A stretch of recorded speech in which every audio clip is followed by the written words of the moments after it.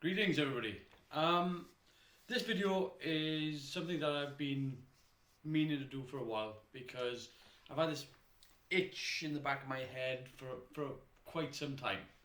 At the start of the year, Lou, Dalmaso, Phil and Wayne, they took part in the Sprueverse challenge. And the Sprueverse challenge involved kit bashing and scratch building, and ever since then I have been wanting to take part in it, wanting to do it. Now obviously the challenge finished ages ago, so I kind of missed that window, but I thought, do you know what, I'm still gonna do it. Even though the challenge is over, I'm still gonna do it. So this year the challenge involved the K7 space station from Star Trek, a World War II artillery gun, and a packet of styrene, and they said 20% of whatever you fancy. So I got myself a K7 space station model kit. Now this isn't the same one that they had. This one is the one in the flashy metal case. At no point should the box outdo the model that's inside. Okay, that's number one. But it's exactly the same model. It's the same kit. There's no difference whatsoever. It's just that this has a box that you can beat somebody to death with. Yeah, it's a really good looking case actually. But yeah, at no point should this outdo the model, right? But anyway, I've got myself a K7 model. I got myself a World War II artillery gun, 1/35th scale. So I think that's the same scale as the ones that they had. Now they had a pack of Evergreen 9002. Now I was going to get a pack of 9002, but in the UK it's just expensive. Okay, it was like 15 quid to buy and 15 quid to ship, plus it was like, I'm not paying 30 quid plus import for 8 ounces of plastic. So I put together my own 8-ounce bag, and here it is. So this is just a mixture of styrene. These are bits that I got hold of, and I'll show you what's in the bag a little bit later. But it's literally, I looked at what that 9002 is supposed to have in its bag. It's just a mixture of thicknesses, grades, and bits. I've put in some scrap stuff as well, so just to make up the weight. This comes to, I think it's 8.01 ounces, so it's as near as damn it. So I'll show you that as well, and then the 20%, that's where things got a bit tricky for me. So 20% of the model could be whatever you fancied. Now, I hit on a bit of an issue, not because of the fact that it was only 20%, it's the bit where it was whatever you fancied, and that's what I struggled with, because in the other videos, Phil used a found item, Lou used some found items, but they were like decoration balls and things like that. And Wayne used it, I think he used it like a Glade freshener and an air freshener, something like that. So that's where I hit the struggle, because I thought, well, if it's 20% of whatever you fancy, could you 3D print stuff? And then I thought, well, that's kind of not in the spirit of the scratch build. So, but then I thought, well, what if I 3D print stuff that is commercially available? And that's where I started to run into problems, because technically 3D printing would sort of be kind of a cheat, but if you 3D print something that's commercially available, then you're back to square one, because, well, like I said, Wayne used a Glade air freshener to make the body of his robot. but there was nothing stopping him from 3D printing a Glade air freshener. He just bought one instead. So that's where I was running into ground. In fact, I had so much back and forth on it that I actually was online last night chatting with some of the guys, and I had to quiz them over it as to what they thought, and they were kind of like, yeah, you see what I'm saying, but as long as it's, you're not 3D printing non-commercially available parts, it should be fine. So, so yeah, I struggled with that a bit, but I think I'm okay with, I think I've made peace with it. First of all, because I'm not actually competing against anybody for this challenge, because it's literally the challenge is over. Secondly, I think as long as it's still within the spirit of the challenge, I think it's fine. And also, I think I'm going to be a bit more stringent as well with myself. So, because the only person I would actually be challenging is me. So, there's that. Anyway, that's the challenge. It's the K7 station to Kitbash with the artillery with the 8-ounce bag of mixed styrene, and then 20% of the overall model is from whatever I want. I'll show you that as well. So enough of this. You know the parameters. Let's get on with it. Okay, so here's a quick look at the K7 kit and the artillery kit as well. Just so you can see, there's no great surprises here. So you got the towers, we've got the main body, got the sprues obviously. We got these bits, we got the extended pods. What else is there? There's a little Enterprise in there somewhere. So there's those. You got this artillery gun. Now I won't be using. There's people here on this. I'm not going to be using that. But you got this part here, which is all the little nernies and stuff like that, which is nice. And we got all these ones on here. So it's not a bad looking kit actually, overall. But got these, and then we got these. So there's some nice stuff on there. Okay, and there's that, and then we've got the 8-ounce bag of styrene. I'll show you what's in there.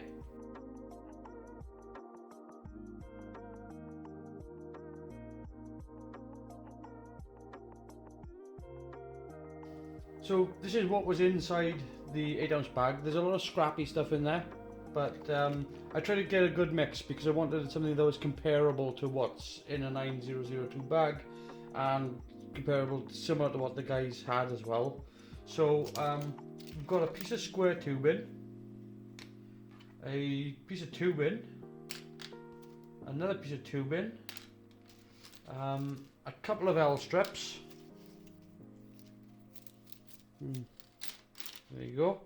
We've got a small piece of styrene as a scrap, a thick piece of styrene, a thick piece of clear, another thick piece of styrene, some clear,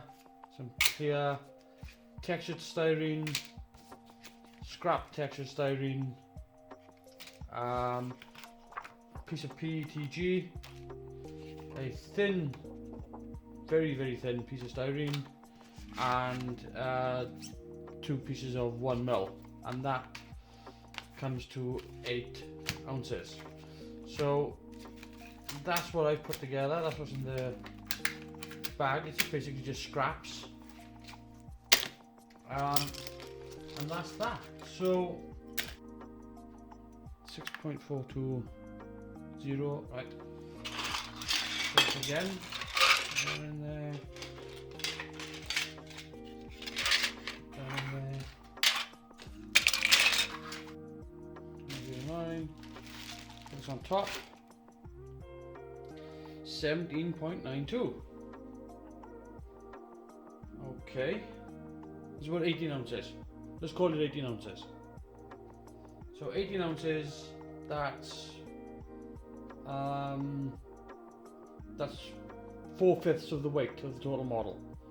So if that's 4/5 is the total weight of the model, then half 18 is 9 ounces, half 9 is 4.5. So I can add an extra 4.5 ounces of whatever I fancy. That's how I come up with what it is that I need to work with. So let me show you what I'm going to add for my 20%. As I said, I'm going to 3D printed some trusses and girders. So they're going in. Now again, you could commercially buy these, so that's why I don't think this breaks the spirit of the actual thing. I'm not 3D printing a completed model here. I'm 3D printing parts, and I think that's, as long as it's something that's commercially available, it's well within the spirit of the challenge. So I'm going to give myself a little bit of a break on that one. I'm going to add an extra piece of styrene because I think it needs it. Also, I've got some of these pipes of different gauges, and there you go. So I'm going to add that to that, and that's 3.17. And then I've got these old Kinder eggs. I'm going to use these, and that's 3.84. And then I'm going to add this old toy engine piece. I'm going to add that to this. Now, the reason why this has got extra bits of styrene on it is because I've done a silicone mold of it, because I didn't want to just use this and not be able to use it again. So the molding I have made of this, I can run off as many copies of this as I want to at a later date. That's not going to be part of this, but that's why I'm using this piece, is because it's already been cast, so I could actually do that. And that comes in at 4.55 ounces. It's a tiny bit over. That's a tiny bit under. 5.5. That's as near as damn it as I can get it. Plus, lighting as well. I'm going to be happy with that. Anyway, that's that. That's all the stuff that I'm going to be using. And let's get cracking. So I'm just laying the stuff out here and getting a general shape. I've got an idea of what it is that I want to do. Okay. Now, here's the thing. I've been having an hour about thinking about whether or not I should not tell you what it is that I'm going to do. But since you're already watching the video anyway, I may as well tell you. My idea is to make not a spaceship, but a mobile industrial platform. That's the best way I can put it. It's basically, my idea is that I want to build an industrial platform for mining asteroids. That's what this is going to be. So I'm going to work out how big it is, and this is roughly about the size of it. I think it's about 10 inches by 2 foot, and I'm going to be using the girder work and everything just to sort of make up the space, as it were. I'm going to put the platform sort of here, and then you can have, this is going to be sort of like the business end, and I'm going to use the K7 parts as part of a silo. And I got the idea for this actually from a local area, not far from where I live. In Porth. There are some gas silos, I believe they're gas silos, up on the hill. And anybody, if you want to Google it, you can. But there are these gas silos, and basically they kind of look like that. And I thought, well, why not use a real world example? In fact, I might even intercut a clip so you can see exactly what it is that I'm talking about. But they just sit on the hill, and yeah. So I thought, well, that's the perfect shape for it. So that's what I'm going to do. So my idea here is that this is an industrial platform. So it's similar to an oil rig, but it latches onto an asteroid and it mines the asteroid for everything that it's worth. and that gets broken down and refined into different components, gases, minerals, all that sort of stuff. So that's what this is going to be, and yeah, I'm just working out how big it should be, and we'll go from there.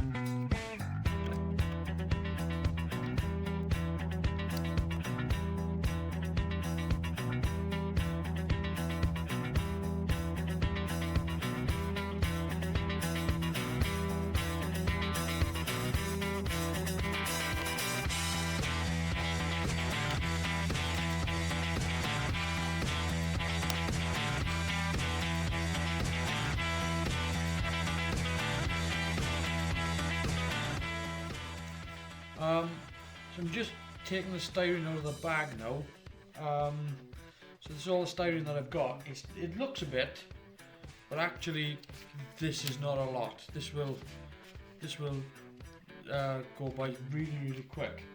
So what I'm going to do now is I'm going to start building some of the components that I need, because this, if I use it all on framework and truss work and everything, I'm not going to have enough to build the main components. So I think if I start doing that and build the components now, I'm going to have to make do with whatever I've got left to reinforce the thing. And I've still got this left over as well, but it's again, this is not a lot either. So I think I've bitten off more than I can chew, but we'll persist. But this will go through very quickly.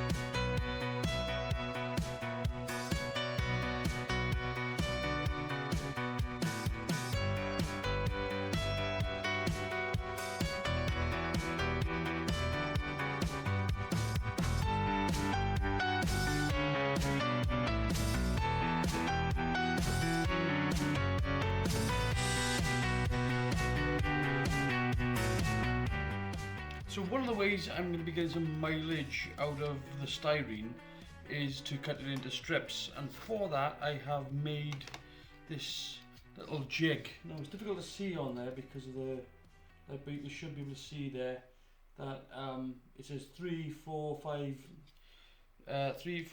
and 6 mil. So how it works is it's simple. You just click that into there so it can't move. You put your sheet of styrene in there, and then you just run your knife down there, and you can do as many passes as you like. It's difficult for me to do this for camera, but there you go. And then you should just snap that off there,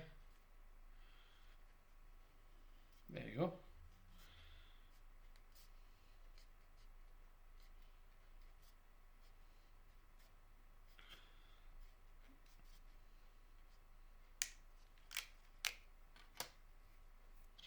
And there's a 3mm strip of styrene.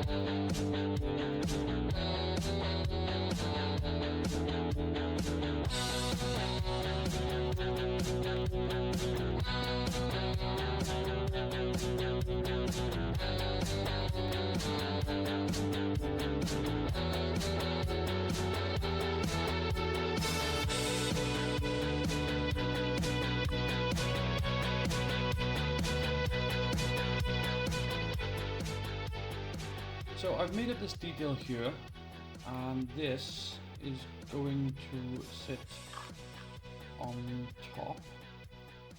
And I just want to talk a little bit about how I'm laying out some of the details here, because it's not like I'm doing sort of random placement, but I'll just give you some sort of idea of how my thought process is working.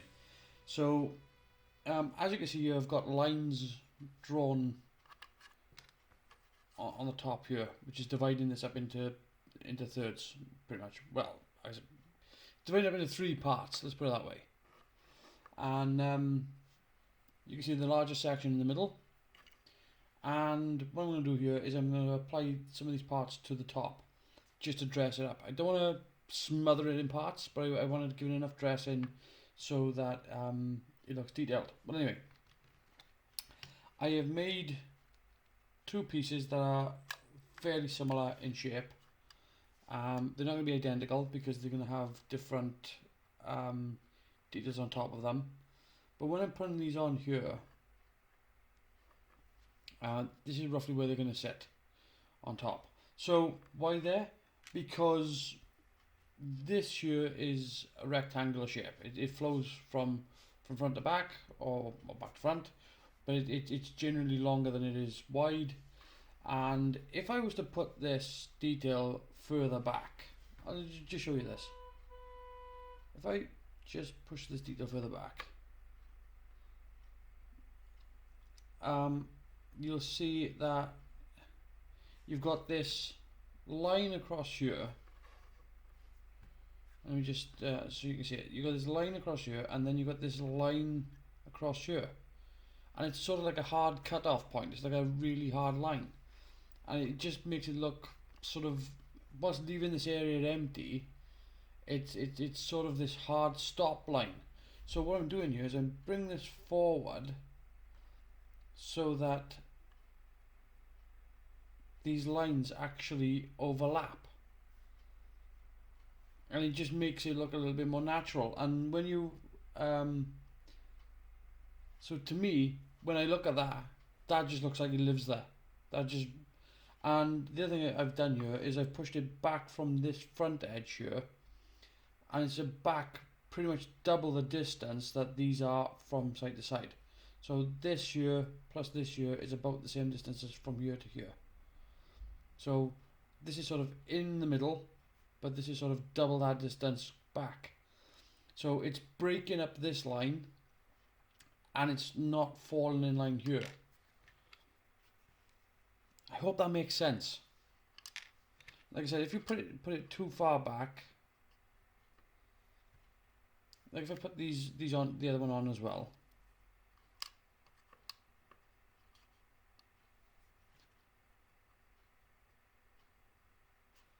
you can see how this forms a hard line right across. And it just looks like this sort of this hard stop. Whereas if I pull these forward,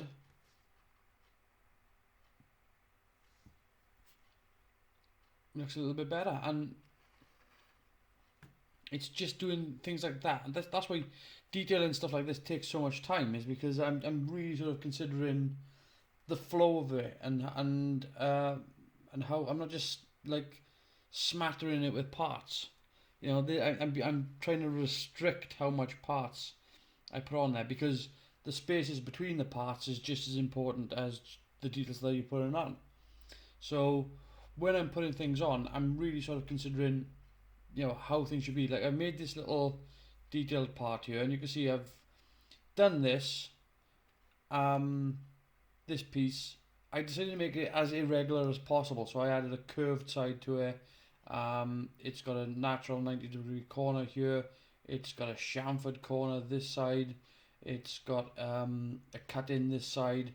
It's got a little bit of a nurney on top. So it breaks a lot of different directions. And when I put this on top here, which is roughly where it's going to sit, the reason for that is to create a little bit of shadow, but also that because it looks different from every side that you see it, it adds a little bit of interest. So that's the reason for that, you know. And again, I'm trying to make things symmetrical here, but also asymmetrical for the details. So it's only symmetrical in its overall look. The details, however, you know, this side is totally different to this side. This side is different to this side. It's breaking it up. It's breaking up the symmetry of the model, and it's just adding a bit of visual interest there. Anyway, that's my thought process on how I'm greebling up a model, and let's get back to it. I'm going to put a bit more in, I think, and just dress it up a little bit so that it's no longer what it was. If I had more time, I would have, and doing this another way, I would have actually just chopped all this up, and then I've added resin pieces and all that, but I can't afford to do that, so it's do what you can with what you got.